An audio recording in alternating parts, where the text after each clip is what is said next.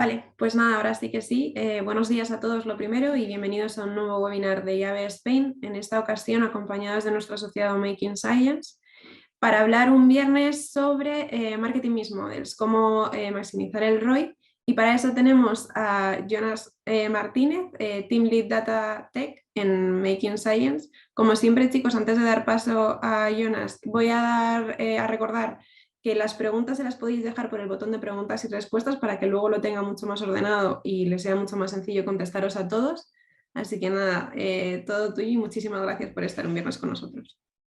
Genial, muchas gracias y bienvenidos a todos. Pues a ver, vale, entonces para explicar un poquito MMM, lo que también me gustaría aclarar es por qué se han puesto tan de moda, ¿no? Porque esto no es una tecnología nueva, sí que es verdad que viene con mejoras, pero es algo que ya se estaba utilizando en el pasado, ¿vale? Cuando hablábamos de medición de televisión, modelos econométricos y demás, pues ya se hablaba de este tipo de cosas, ¿no? Que teníamos que hacer una medición un poquito más de manera agregada y no tanto a nivel de detalle.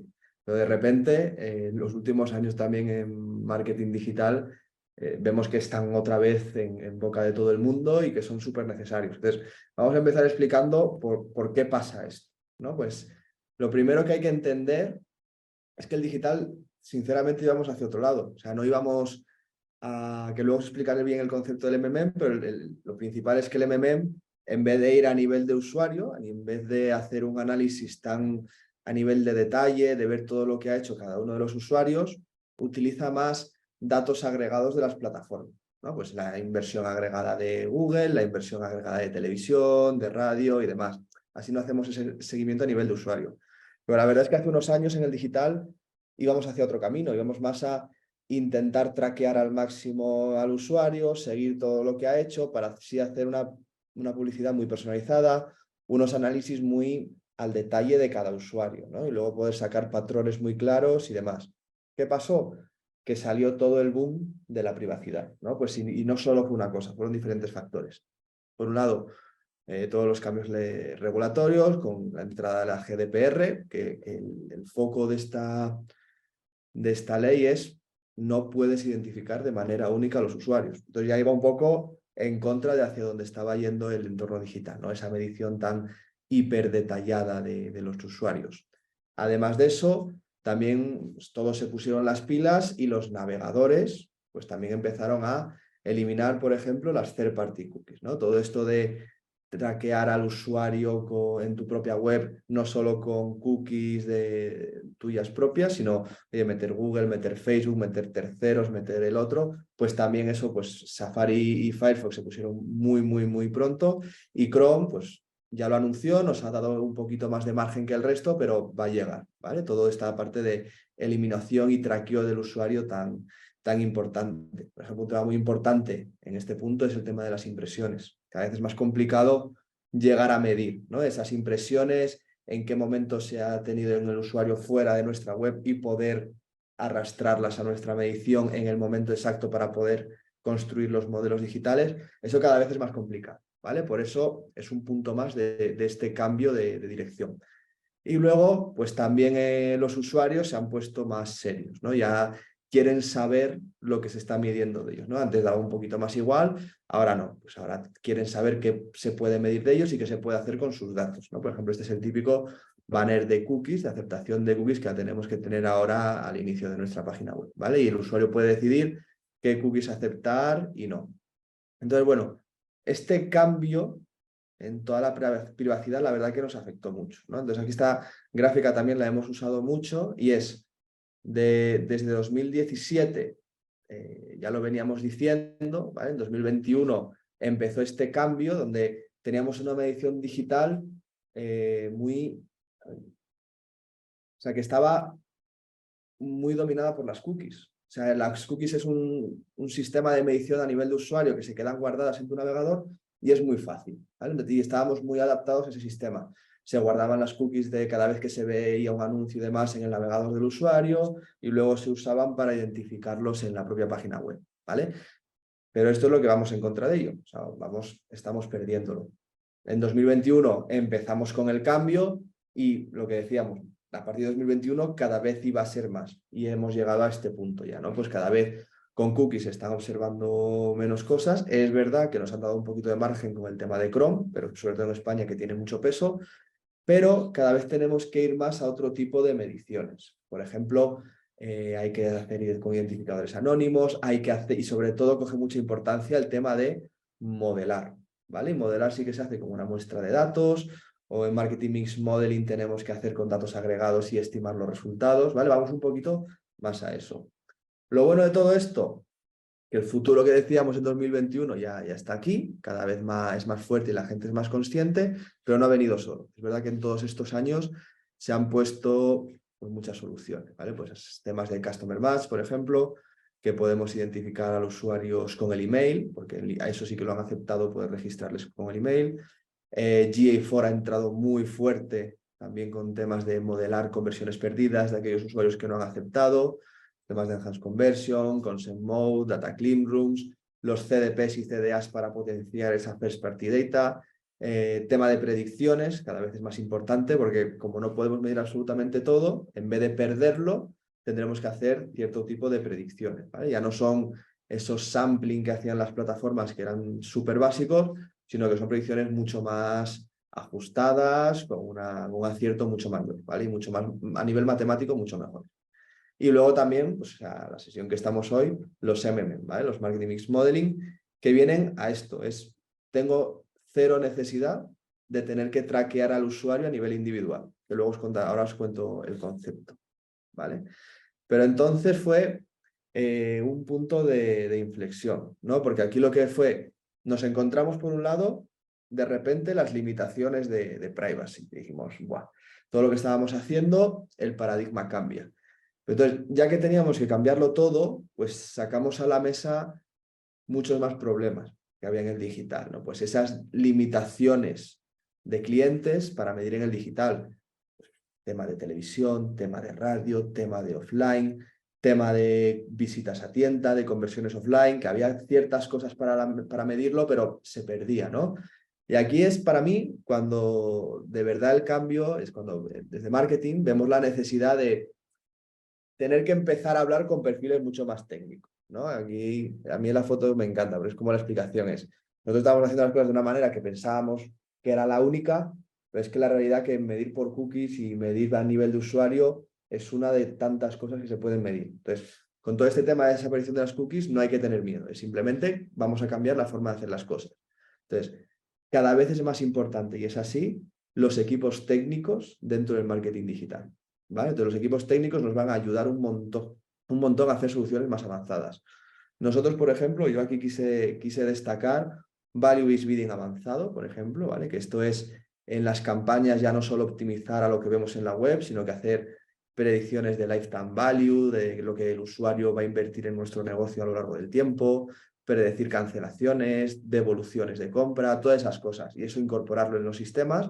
Entonces, perdemos ciertos usuarios porque por privacidad no aceptan las cookies o lo que sea, pero en cambio los que tenemos les damos una información a los algoritmos mucho más avanzada. Surge el MMM o resurge el MMM, mejor dicho, porque utiliza datos agregados y va a ser una forma muy eficaz para hacer una atribución de todas nuestras campañas, y ya no solo de nuestras campañas, que luego ahora os lo cuento, sino de todo el ecosistema que envuelve a nuestros resultados. Y luego pues también se están generando y creando mucho más cosas, ¿no? Por ejemplo, las CDAs, ¿no? Pues CDPs y CDAs. CDAs es más a nivel de estructura, pero el foco es explotar la first party data del cliente. Así, si nos están cortando medición digital, medir third parties, etcétera, pues lo que se está poniendo muy, muy fuerte, o lo que estamos potenciando mucho, es esa first party data que tiene el cliente, pues ya sea en su CRM, en donde sea, analizarla, utilizarla tanto como audiencias, como activaciones y demás, y optimizar incluso la web en base a eso y nuestras estrategias, ¿vale? Es como esta potencia del first party data va a ser muy importante.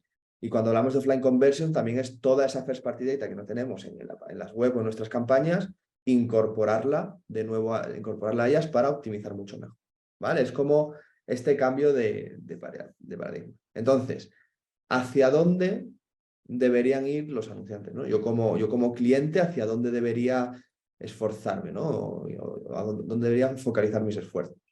Pues tenemos MMM, tenemos Value-Based Bidding avanzado con modelos predictivos, seguimos también trabajando en modelos de atribución digitales, que es lo mejor. La realidad es que va a depender, ¿vale? No quiero ahora, aunque sea una sesión de MMM, no quiero vender, no, pues el MMM es siempre la solución. Va a depender del tipo de cliente que seamos, ¿vale? Si, por ejemplo, el 90% de nuestra inversión en digital o de nuestro día a día depende de digital, somos un e-commerce digital al 100%, pues quizás todavía un modelo digital tiene más sentido que un MMM, porque no incorporamos tantas cosas y podemos seguir teniendo ese nivel de detalle en los modelos digitales, ¿vale? O focalizar en mejorar simplemente los algoritmos. No me interesa tanto la medición, tengo muy claro ya cómo distribuir los presupuestos, pues simplemente quiero mejorar las campañas con un value-based bidding avanzado. Y, por ejemplo, el MMM, ¿dónde es muy efectivo? En aquellos clientes donde tienen factores externos a las acciones digitales y tienen mucho peso en los resultados. Es la clave, cuando es MMM muy efectivo. Es decir, si, por ejemplo, a nivel de inversión tenemos televisión, tenemos radio, tenemos pancartas y cartelería por las ciudades, tenemos cosas que no medimos en las plataformas digitales, a nivel de acciones sería muy eficaz un MMM. También cuando nuestro negocio no solo depende de nuestras acciones, sino de cómo está el sector en general. Temas de vacaciones que sean muy importantes, en las tiendas, pues periodos de rebajas, Black Friday, Navidades, etc. Esos periodos en los modelos digitales no es tan sencillo incorporarlos y en WebMN va a tener en cuenta todas esas cosas. Entonces, si eres un cliente que tienes que tener mucho en cuenta esas cosas, pues es importante. En bancos, por ejemplo, también.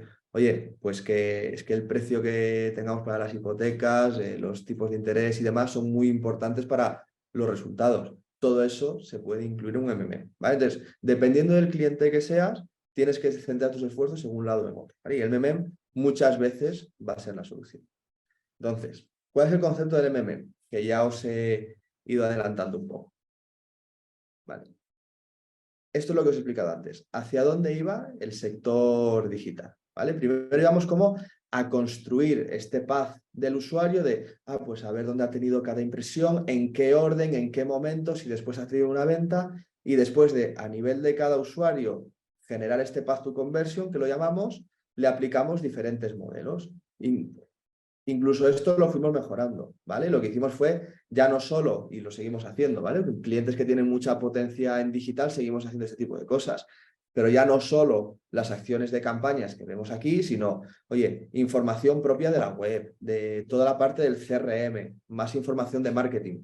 Pues estamos en sistemas más avanzados, metemos toda esa información y ya no solo son impresiones y clics, sino que son modelos mucho más avanzados. Y tampoco vamos solo a modelos basados en reglas, ¿no? Como las click, first click, etcétera, sino que vamos a modelos digitales un poquito más avanzados, ¿no? Como puede ser un Markov, que tiene en cuenta a los usuarios que por ejemplo, para ver la eficiencia de los canales, ¿no? Si, por ejemplo, en un caso de Meta y Divi tienen 100 ventas cada uno, pero Meta ha aparecido en 500 paths de usuarios que no han convertido y Divi360 solo ha aparecido en 200 paths que no han convertido, pues vemos que es más eficiente, ¿vale? Es decir, que cuando Display and Video aparece, tiene mucho más efecto. Entonces le vamos a dar más valor. ¿Qué pasa? Problema principal, por ejemplo, con Meta. No tenemos las impresiones para meterlos en los modelos, porque no tenemos el desglose de cuándo le ha impactado al usuario, no lo podemos descargar y no lo podemos analizar. Entonces aquí estos modelos están muy bien, pero tienen ciertas limitaciones. De repente los resultados vemos que son buenísimos, pero claro, es que estamos en Black Friday o es que estamos en Navidad y no lo está teniendo en cuenta este modelo digital, ¿vale? Por eso es donde empezamos nosotros a plantearnos todas las limitaciones que tienen ciertos modelos. Por ejemplo, por un lado, la información de cliente, que es importante en los resultados.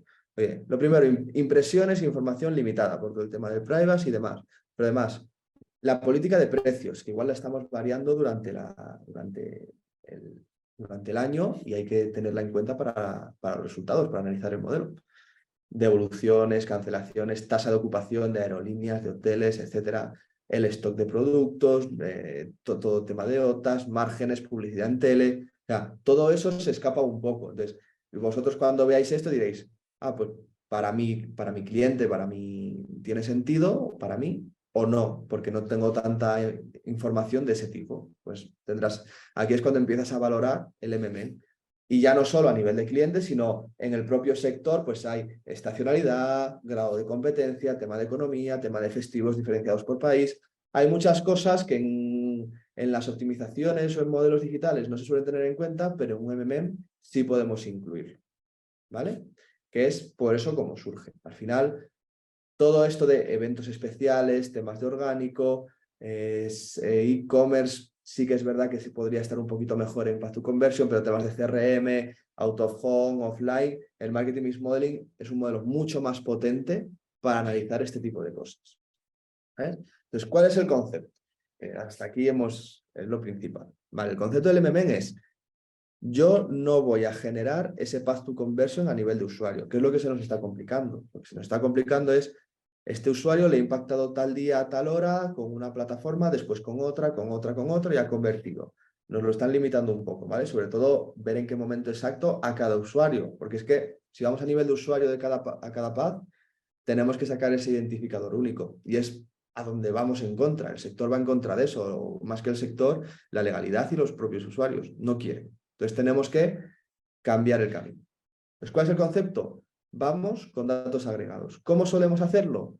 Pensar en una tabla de Excel, ¿vale? Entonces, aquí lo que hacemos es, a nivel de columnas, yo le pongo por un lado todas las variables explicativas para mi modelo. Con esto quiero decir, pues por ejemplo, yo le meto la inversión en Facebook, la inversión en display, la inversión en tele, la inversión en cualquier partida que tengamos, de manera agregada, porque a nivel de fila es semana. Semana 1, semana 2, semana 3, semana 4, ¿vale?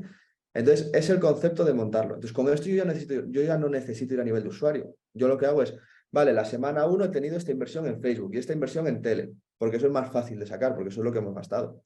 Y luego además le ponemos más indicativos explicativos. Por ejemplo, podemos poner el grado de competencia, podemos poner en qué estacionalidad estamos, podemos poner la política de precios y cómo de positiva o negativa está siendo. La competencia lo mismo, ponemos cómo de positiva o negativa ha sido esa semana. Y al final, la última columna va a ser los resultados. Los resultados no son los que se asigne Google Ads, los que se asigne Facebook, no, tú tienes que ir a tus resultados de negocio y plasmarlos ahí como resultado. ¿Qué puede ser un resultado? Lo que queramos, absolutamente lo que queramos. Si yo tengo ventas, pongo el número de ventas. Si yo quiero poner revenue, pongo el revenue conseguido. Si yo quiero poner visitas a tienda, pongo visitas a tienda. Y entonces, esto lo voy montando semana a semana, con mucho histórico. Mucho histórico, normalmente nosotros recomendamos un mínimo de 2 años para tener en cuenta la estacionalidad, ¿vale? Para saber si cada mes ha sido un mes bueno porque sí, o por lo menos ya tenemos ciertos datos donde vemos que este mes es bueno y tenemos esa estacionalidad. Entonces montamos eso. Con eso el modelo va a ir detectando los cambios. Es decir, si yo de repente veo que cada vez que aumento mi inversión en display, mis resultados mejoran, el modelo va a entender que display es potente, tiene uso, tiene un buen uso y le va a dar cada vez más peso sobre los resultados. En cambio, si cada vez que invierto más en display, invierto, no mueve la aguja de resultados, pues va a detectar que display no es influyente para resultados. En cambio, si cambia la política de precio, ¿cómo influye? Va viendo estas variaciones y va entendiéndolo. Pues aquí una cosa muy importante que a mí me gusta aclarar. Si tú a nivel de histórico tienes mucho histórico, pero tu inversión es siempre estable, todas las variables son siempre estables, el modelo no va a funcionar. ¿Vale? Porque si yo siempre pongo absolutamente la misma inversión, mismas variables explicativas y demás, y los resultados cambian, el modelo no es capaz de entender por qué cambian los resultados. ¿Vale? Entonces ahí tenemos un problema. Entonces, normalmente nosotros como trabajamos es ejecutamos o elaboramos un marketing mix modeling, perfecto, normalmente los clientes sí que tienen cierta variación, pero a partir de que generamos ese primero, empezamos en una estrategia de ir cambiando inversiones, ir haciendo experimentos. Oye, si por ejemplo el modelo me está diciendo invierte un 50% más en Google Ads, que es lo que son los outputs que nos va a dar este modelo, es invierte más o menos en cualquier sitio. Si me dice, invierte un 50% más en Google Ads, bueno, pues quizás no voy a invertir un 50% más porque sabemos que el modelo todavía no está del todo fino, pero igual voy a invertir un 20% más. ¿vale? Para así ver cómo el modelo, y entonces al mes siguiente lo reentreno, ¿vale? Y voy reentrenando el modelo conforme hago cambios de inversión. Y poco a poco irá mejorando y tendremos un modelo ya cada vez más inteligente. Lo que conseguiremos al final es que el modelo nos diga, oye, si repartes tus presupuestos de esta manera, es como vas a optimizar tus resultados, ¿vale? O te va a decir, da igual cómo inviertas, porque es que tus resultados se van a explicar por la política de precios, por la competencia y por la estacionalidad. Son cosas que el modelo nos va a dar, ¿vale? Ya nos salimos un poco de digital. Estamos haciendo una explicación de por qué tenemos estos resultados, ¿vale? Entonces, tipo de outputs que nos va a dar el modelo, ¿vale? Entonces, por ejemplo, esto es un ejemplo de outputs, pero bueno, lo de siempre, ¿no? Pues información, porque esto es información que nosotros le hemos tenido que meter para entrenarlo, ¿vale? Entonces, oye, la inversión total, en este caso el objetivo eran ventas y revenue. Lo plasmamos aquí, pues CPAs y demás. ¿Vale? Lo primero que tiene sentido dentro del modelo, ¿vale? Esto es, imaginaros que tenemos 3 años de histórico o que tenemos ya un histórico. Yo lo que hago es entreno el modelo con los 2 primeros años o con los 3 primeros años, pero el tercer año la línea rosa sería los resultados reales. Oye, pues este año he tenido estos resultados durante todas estas semanas del año. Y la línea azul es lo que el modelo predice. No hay un único modelo, ¿vale? Nosotros vamos generando un montón de modelos, entonces vemos cuál es el que tiene mejor accuracy, ¿vale? El R cuadrado que llamamos. En este caso nosotros intentamos mejorarlo un poco. Para los que sean ya un poquito más técnicos, intentamos estar por encima del 0,85, ¿vale? Para considerar que un modelo de Marketing Mix Modeling está estable. Entonces, aquí veis que es verdad que aquí lo que le he hecho es, le he entrenado con los 2 primeros años y del tercer año solo le he dado a nivel de semana la inversión que he tenido, sin darle los resultados. Y el modelo me está haciendo una predicción de qué resultados deberían tener con lo que le estoy diciendo. Entonces, vemos que sigue muy bien los resultados reales. Es verdad que ciertos picos no los detecta, ¿vale? Entonces, ahí lo que tendremos que hacer es hablar con el cliente, entender la estrategia de qué pasó aquí en este pico que el modelo no lo ha entendido. Aquí hay una variable que se nos está escapando, ¿vale? Pero veis que al final el modelo va acertando. Entonces, si vemos que está acertando, lo que quiere decir es que vamos a tomar decisiones que realmente van a influir en nuestros resultados, ¿vale? Entonces, voy a ir mejor a esta, que me gusta más. Esta lo que hace es repartirnos el peso de cada una de las variables, ¿vale? Entonces voy a explicarlo. Lo más llamativo de esto es que nosotros normalmente en el modelo digital hablamos del 0% al 100% de peso, que tiene lógica, obviamente. ¿Qué pasa? Que aquí no, porque aquí tenemos el 0 aquí y tenemos variables negativas. Porque aquí lo que entendemos es, va a haber veces que van a ser positivas y va a haber veces que van a ser negativas. Normalmente las variables de inversión no son negativas, ¿vale? Las que son negativas, como en este caso, puede ser pues, la estacionalidad, la tendencia de la marca, las vacaciones, pero ahora las explico, ¿vale? Lo primero que llama la atención es esta fija que hemos puesto, ¿vale? Porque esto es un ejemplo, pero en un modelo real no sería así. Pero veamos intercept aquí. ¿Qué quiere decir esto? Esto quiere decir que si apagamos todo, apagamos toda la publicidad, apagamos todo lo que hacemos, no quiere decir que vayamos a vender cero. Por eso es, oye, que los modelos digitales te expliquen el 100% de tus ventas entre todas las acciones, no tiene mucho sentido. Si tú no haces nada de publicidad, siempre vas a tener un volumen de ventas. Y es lo que te está calculando el modelo, ¿vale? Que este porcentaje se da sí o sí por tu marca, ¿vale? Cosas interesantes. Bueno, aquí tenemos el resto de variables, un ejemplo de SEO, un ejemplo de Google Ads, un ejemplo de DV360 y vemos el peso que tiene cada una durante los diferentes meses. Y ahí vemos, oye, en qué mes tiene más sentido utilizar una herramienta u otra. Oye, es que Google Ads estos meses porque ha tenido tantísima importancia y el resto de meses es que de repente desaparezca. Pues vamos a intentar llegar a ello.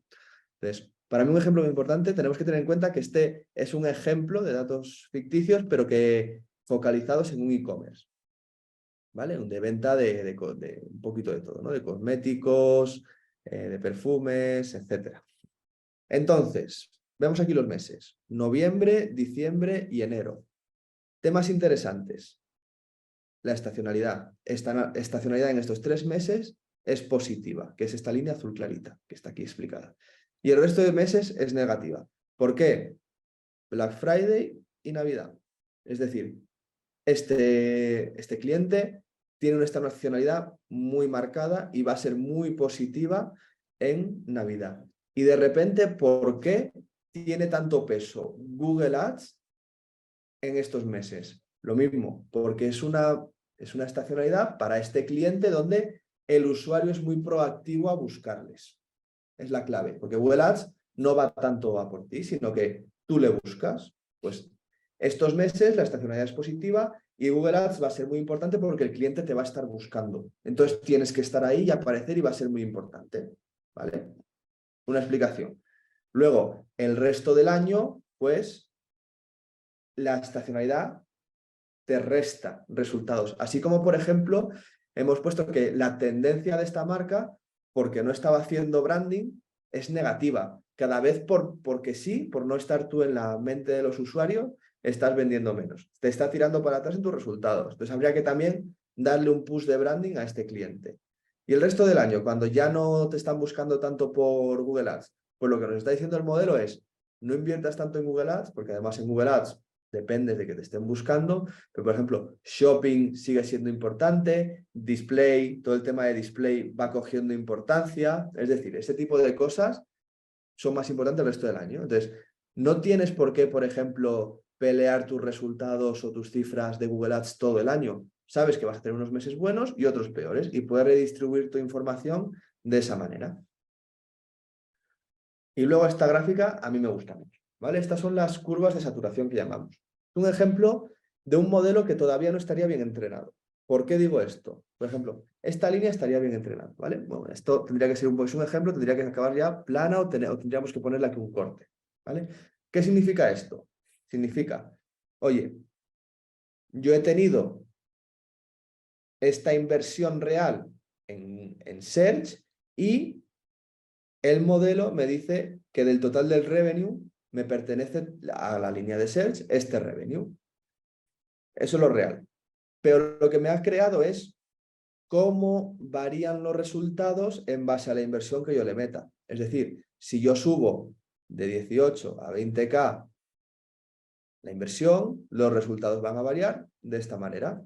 Esto es lo más potente de este modelo. ¿Por qué? Porque es que yo aquí lo que puedo hacer es los cambios para el mes que viene. Es decir, vale, pues yo veo, por ejemplo, esta línea gris que coincide con DV360, en este caso, es súper plana al principio. Es decir, o invierto a este punto donde la línea es mucho más vertical y a partir de aquí ya sí que cada inversión extra que yo le haga voy a conseguir más, o para estar aquí con esta inversión no inviertas, que tiene sentido, ¿vale? Para invertir muy poquito en DV360 o en display, no inviertas. Entonces, invierte de manera con sentido, ¿vale? O sea, 500 euros al mes no te va a dar resultados en display. Pues lo que me está diciendo aquí es, si quieres, si no tienes la capacidad de llegar hasta este nivel de inversiones, invierte todo esto menos aquí y vamos a probar este display de Google Ads a ver, que estos son ejemplos ficticios, ¿vale? Pero a ver si realmente esta línea me está trayendo estos resultados extra. Para ser más vertical, me va a traer más efectos. ¿Qué va a pasar? Que estas tres líneas, por ejemplo, que son verticales infinitas, es irreal. Es irreal porque al final tienes una limitación. ¿Qué es lo que ha pasado? Que nunca has invertido lo suficiente para llegar al tope de cada una de estas variables. Es decir, el modelo no ha encontrado cuál es el tope, en este caso, del display de Google Ads. Entonces, lo que tendríamos que hacer es un experimento de, oye, el mes que viene vamos a invertir tanto más, reentrenamos el modelo y poco a poco haremos que esta línea se empiece a aplanar en cierto punto y veremos dónde se aplana la línea. Y cuando tengamos todas las líneas aplanadas y todo esté organizado, ya sí que nuestro modelo nos estará diciendo, oye, pues tienes que invertir de esta forma en cada mes, de esta forma, y vas a tener estos resultados. ¿Es la verdad 100% absoluta? Pues quizás no, porque el modelo se tiene que reentrenar y puede haber cosas que no se han tenido en cuenta. Pero al final es una forma de tomar decisiones con datos, de cambiar presupuestos con datos. Si no ha salido, si ha salido mal, es algo está mal en el modelo, algo hay que cambiar, algo que rehacer, pero por lo menos no es simplemente, no, pues pienso que display no funciona y no invierto. No, el modelo te está diciendo que va a funcionar con esta inversión. Invierte en display, reentrenemos los modelos y veamos resultados, pero por lo menos siempre basados en datos.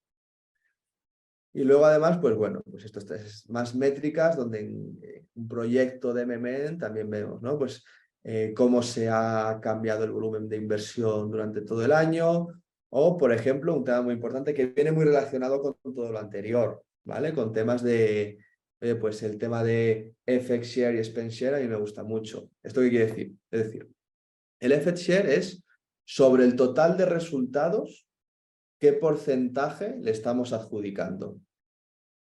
Que esto es el modelo. Y y el Spend Share, eso es algo fijo, no es modelo, es sobre el total de inversión, qué porcentaje tiene cada partida. Que esto es hacer una regla de 3 súper sencilla. Entonces, ¿qué tenemos que buscar invertir? Pues siempre nos va a salir que tenemos que invertir más en aquellas variables donde el porcentaje de efecto de resultados sea mayor que el porcentaje de gasto sobre el total, ¿vale? En este caso, lo que nos está diciendo es que tendríamos que invertir más en estas 3 partidas y, por ejemplo, en este caso, de nuevo, ficticio, deberíamos invertir mucho menos en la parte de Facebook, porque el efecto versus lo que se está gastando no está siendo rentable. Que tiene mucho que ver con el ROI, ¿vale? Los que mejor diferencia tengan en esta parte, por ejemplo, esta vemos a nivel visual, que es la Google Ads Search Cost, a nivel visual la que más diferencia tiene, pues obviamente es la que mejor ROI está consiguiendo. Entonces, una cosa interesante, ¿vale? En este caso, donde Display and Video, que lo tenemos aquí, si vamos atrás, veíamos que no, es que no está consiguiendo bien las cosas. El problema es que tiene una inversión muy bajita, pero sí que tiene un ROI positivo. Entonces sí que tiene sentido que sigamos invirtiendo en la parte de display, pero hasta ciertos volúmenes para poder conseguir más resultados en la cuenta, porque tiene un ROI positivo, ¿vale? Pero ya veis que al final, en este ejemplo, y siempre nos saldrán, y encima esto es un ejemplo como de primeras, cuando yo lo tengo más trabajado, a la hora de tener que redistribuir los presupuestos, a la hora de tener que tomar decisiones, yo creo que me habéis seguido un poco durante la sesión, es ya con datos, es mirando cosas. Cada mes puedo ir tomando decisiones con sentido, con lo que veo. Entonces es un poco lo que busca el MMM, ¿vale? No es la verdad absoluta, porque nada lo es, yo creo, pero sí que nos va a aportar muchísima información para poder tomar decisiones con sentido. Y en el momento que, pues eso, normalmente no estáis solos, siempre con los que os crean el modelo, igual que yo os he acompañado ahora explicando, por ejemplo, por qué estos resultados, que cuando la tendencia todo el rato es negativa, hay que hacer un push en branding y en los siguientes meses queremos que la tendencia vuelva a ser positiva. Este tipo de cosas son para justificar estas partidas de inversión o de repente estamos haciendo branding y el modelo nos sigue sacando que la tendencia es hipernegativa. Pues estas cosas, pues quizá nos dice que no, que el branding no está teniendo efecto, que no se está haciendo bien. Bueno, son todas esas cosas que la que podemos tomar decisiones en base a ello, ¿vale? Y yo por mi lado, la presentación ya he terminado, ¿vale? Voy a meterme ahora un momento a ver si tenemos preguntas y dudas en la sesión. Voy a dejar de compartir un momento. Vale. Vale, de momento no veo preguntas ni en el chat ni en ningún lado, ¿vale? Os voy a dar un minutito si alguien se anima a hacer alguna pregunta y si no, terminamos la sesión aquí.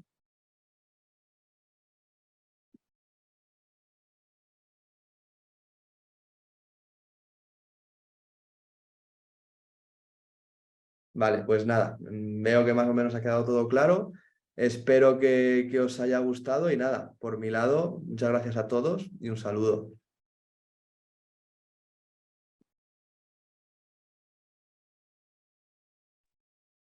Disculpa, justo ahora están entrando algunas preguntas.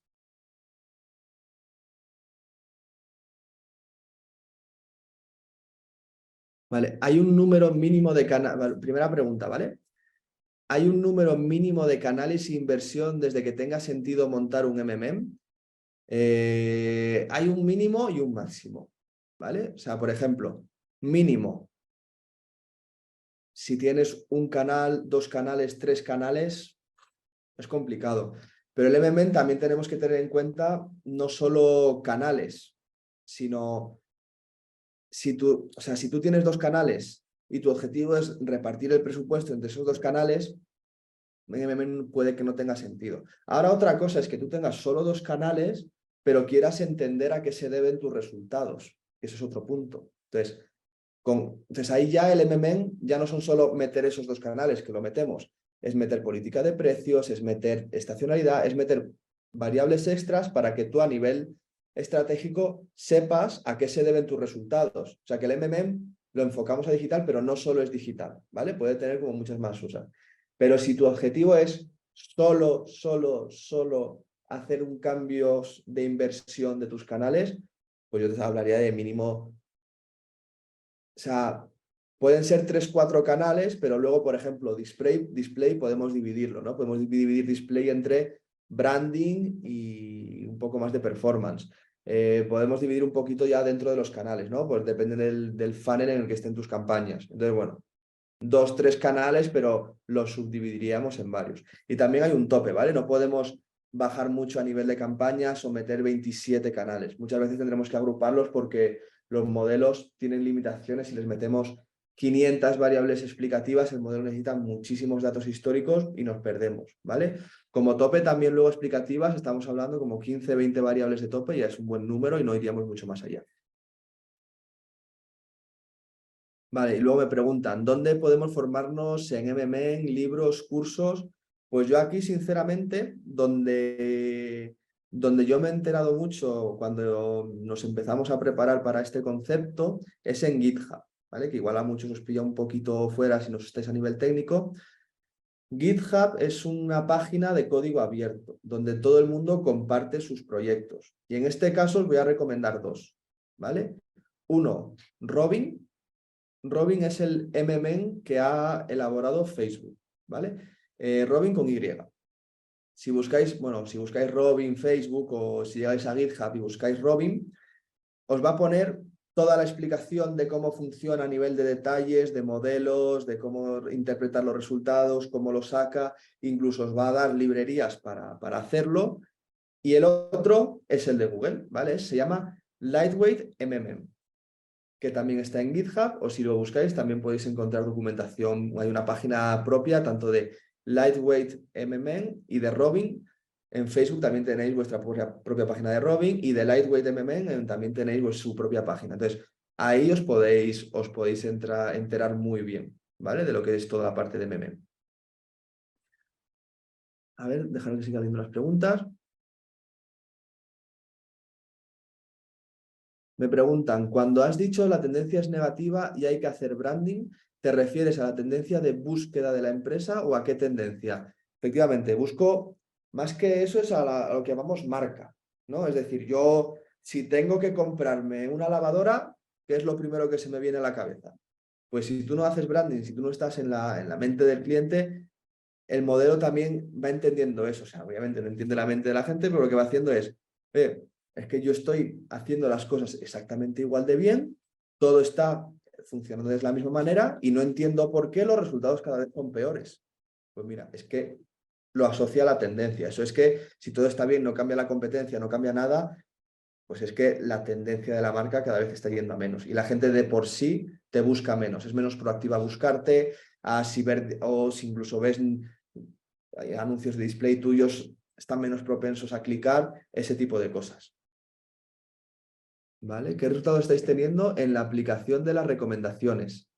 Pues al final estamos teniendo mejoras en los resultados finales. O sea, aquí no buscamos una mejora en un canal específico. Lo que yo quiero es que mis resultados finales mejoren. Entonces, hay varias explicaciones. Hemos encontrado clientes donde hemos dicho, oye, no es que estas acciones estaban funcionando muy bien, es que hemos detectado que, ejemplo, el tiempo. Cuando pillas un mes que llueve, tienes mejores resultados. Porque sí, porque la gente en vez de ir a comprar al súper, pues igual compra en tu e-commerce, etc. Pues ese tipo de cosas son las que estamos viendo. O, oye, estás invirtiendo una cantidad en display que no es eficiente. O inviertes más y tienes una estrategia potente de display o páralo. Porque para lo que estás invirtiendo no tiene sentido. Cosas de ese tipo son las que estamos sacando y al final mejoran los resultados, obviamente. ¿Vale?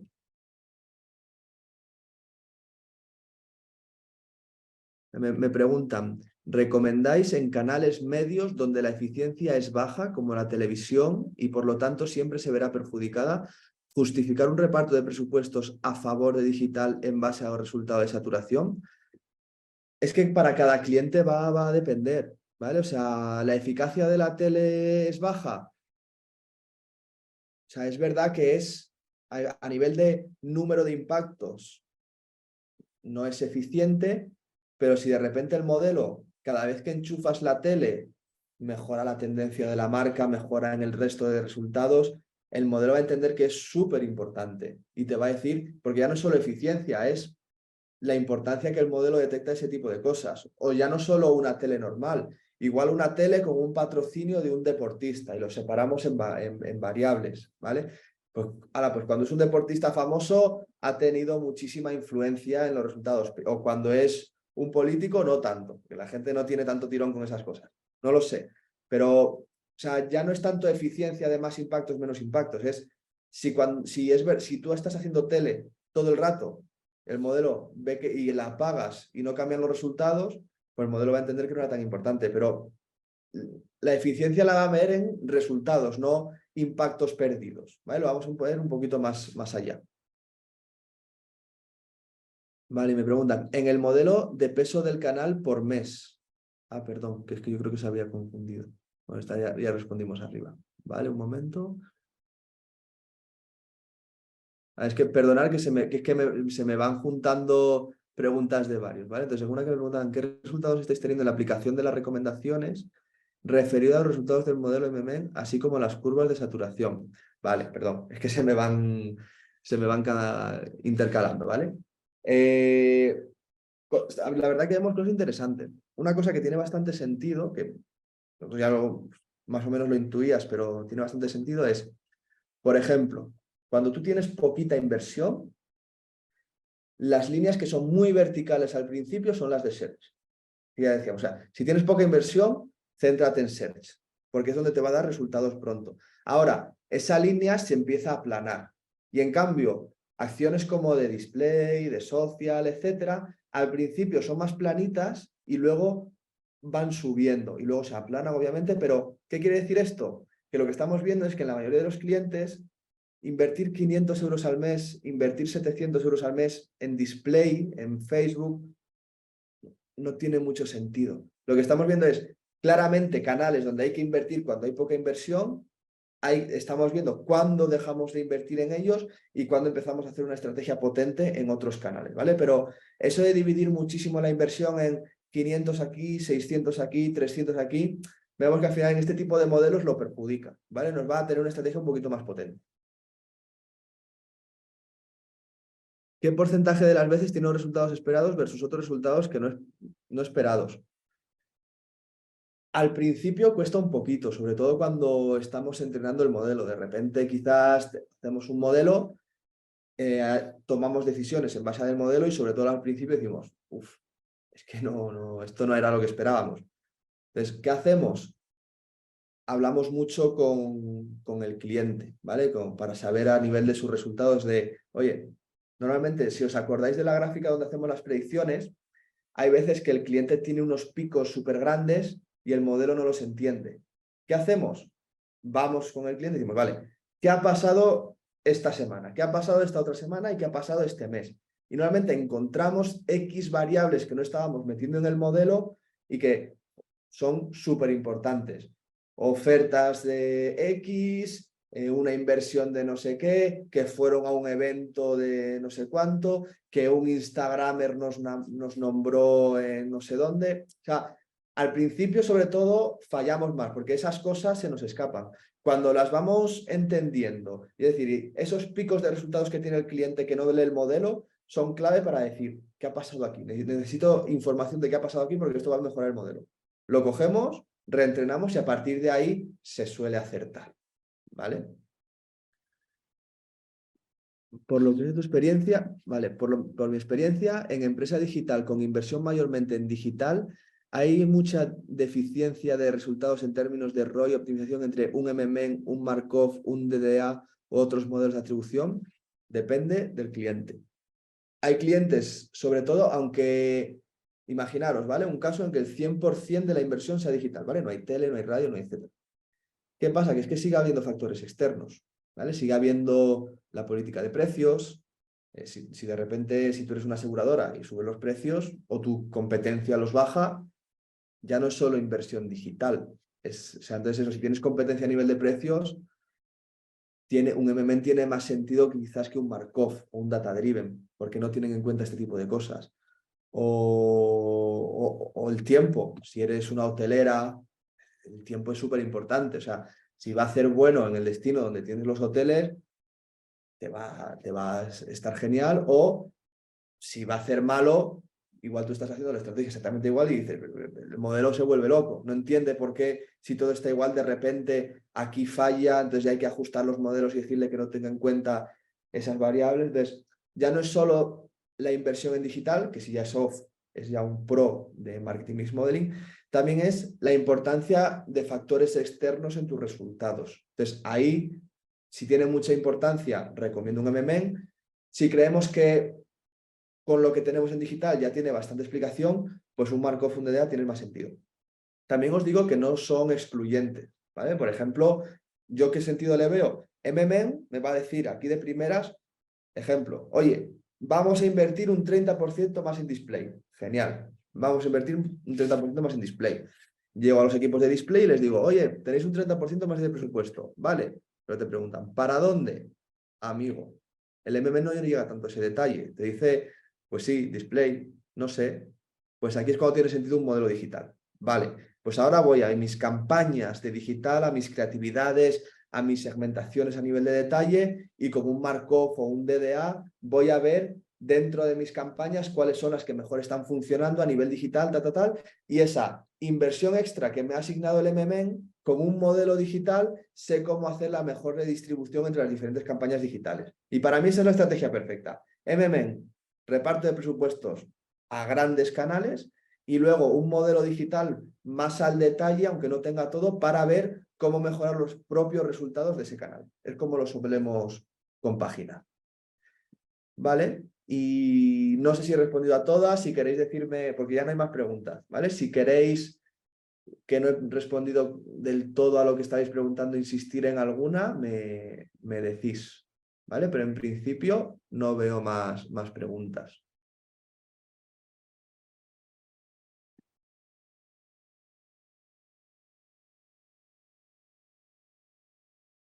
Genial. Vale, pues muchísimas gracias.